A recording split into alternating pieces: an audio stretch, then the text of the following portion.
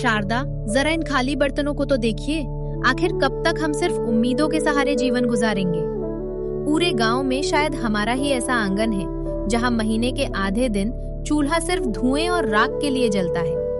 पड़ोस की महिलाएं नए वस्त्रों और आभूषणों की बातें करती हैं और मैं यहाँ 2 वक्त की रोटी के लिए तरसती रहती हूँ। हरिनाथ, तुम जानती हो कि मैं परिश्रम में कोई कमी नहीं छोड़ता। सूरज निकलने से पहले वन की ओर निकल जाता हूँ और सांझ ढले भारी बोझ उठाकर लौटता हूँ। लकड़ी काटना मेरे पूर्वजों का काम रहा है और इसी से हमारा जीवन चलता है। समय कठिन है ये मैं मानता हूँ, पर परिश्रम का फल देर से ही सही मिलता जरूर है। तुम चिंता मत करो, आज मैं वन के उस हिस्से में जाऊंगा जहाँ की लकड़ी नगर के बाजार में अच्छे दामों पर बिकती है। धैर्य? पिछले 10 वर्षों से मैं धैर्य का ही सहारा लेकर जी रही हूँ हरिनाथ। आपकी बातें अब मुझे सांत्वना नहीं बल्कि पीड़ा देती हैं। लकड़ी काटने के अलावा भी संसार में कई काम हैं। आप किसी जमींदार के यहाँ मजदूरी क्यों नहीं करते या नगर जाकर कोई काम क्यों नहीं खोजते? मैं अब इस धूप को सहन नहीं कर सकती। ठीक है शारदा, यदि तुम्हें लगता है कि मेरी मेहनत पर्याप्त नहीं है तो मैं आज से ही अन्य कार्य की खोज करूंगा। मैं जमींदार से भी बात करूंगा। मैं नहीं चाहता कि तुम्हारी आंखों में उदासी रहे। मैं हार नहीं मानूंगा।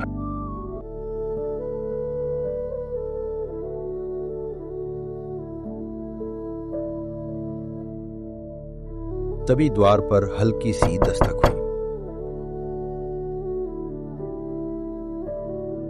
हरिनाथ बाहर गया। दरवाजे पर एक वृद्ध सन्यासी खड़ा था। चेहरा शांत, नेत्र तेजस्वी, पर शरीर दुर्बल। बेटा, क्या इस प्यासे यात्री को थोड़ा शीतल जल मिल सकता है? यदि थोड़ा अन्न भी हो तो इस वृद्ध पर कृपा करो। प्रणाम महाराज। आपका मेरे द्वार पर आना मेरे लिए सौभाग्य है, पर मेरे पास अन्न का एक दाना भी नहीं है। हाँ, जल अवश्य पिला सकता हूं। पुत्र, दुखी मत हो। दान धन से नहीं, भाव से होता है। तुम्हारी करुणा ही मेरे लिए अमृत है। जैसे ही हरिनाथ ने जल पिलाया, साधु का मुखमंडल चमक उठा। वत्स, मैं तुम्हें 3 वर प्रदान करता हूं। जो मांगोगे वो सत्य होगा। सोच समझ कर मांगना। महाराज, मेरा पहला वरदान यह है कि मेरी ये कुल्हाड़ी, जो भी इसे मेरी आज्ञा बिना पकड़ेगा वो इसे छोड़ नहीं सकेगा, और जब तक मैं न कहूं वह रुक नहीं पाएगा। तथास्तु। मेरी दूसरी इच्छा यह है कि मेरी ये पुरानी लकड़ी की चौकी, जो भी उस पर बैठे, मेरी अनुमति बिना उठ न सके।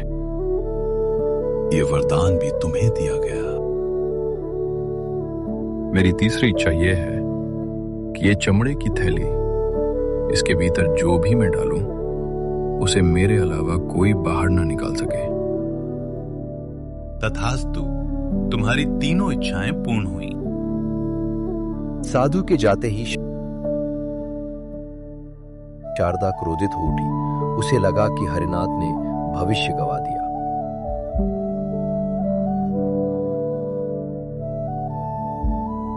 आपने धन क्यों नहीं मांगा? महल क्यों नहीं मांगा? शारदा, जो सीधा धन होता है वो टिकता नहीं। बुद्धि से अर्जित संपत्ति सदा साथ रहती।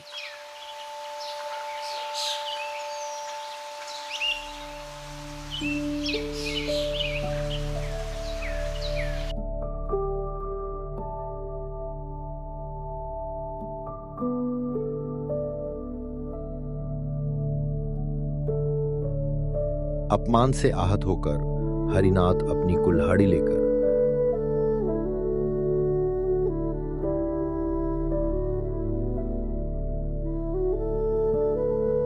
सुरनगरी वन की ओर चला गया।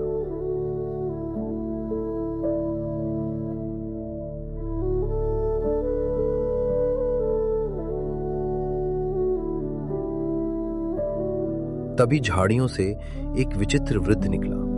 उसके पैरों की जगह बकरी जैसे खुर थे।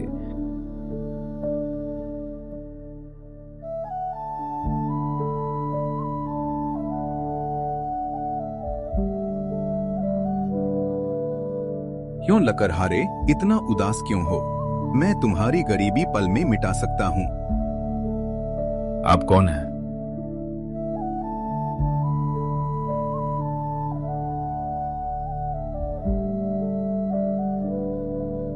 मैं अंधकार लोक का स्वामी हूं। यह लो सोने से भरी 3 थैलियां।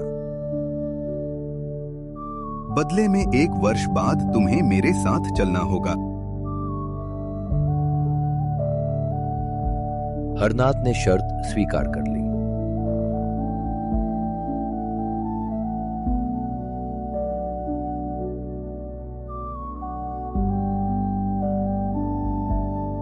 वो धन लेकर घर लौटा। शारदा चकित रह गई। समय बीतता गया। 1 वर्ष पूरा हुआ। शारदा, आज सच्चाई जान लो। ये धन शैतानी सौदे का परिणाम है, पर मेरे पास रक्षा का उपाय है।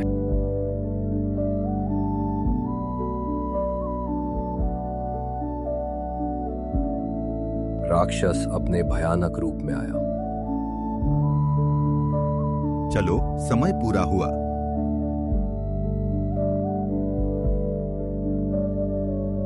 जाने से पहले मेरी कुल्हाड़ी से थोड़ी लकड़ी काट दीजिए।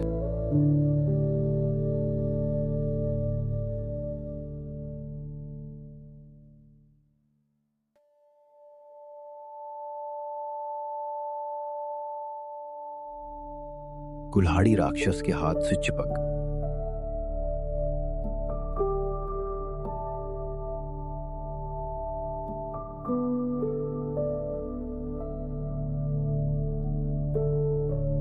हरिनाथ ने कहा, अब आप मेरी आज्ञा बिना रुक नहीं सकते।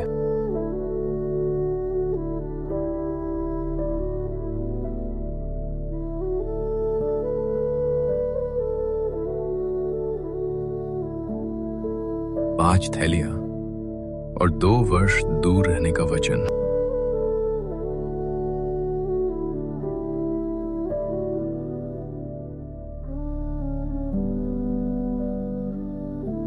सौदा स्वीकार हुआ।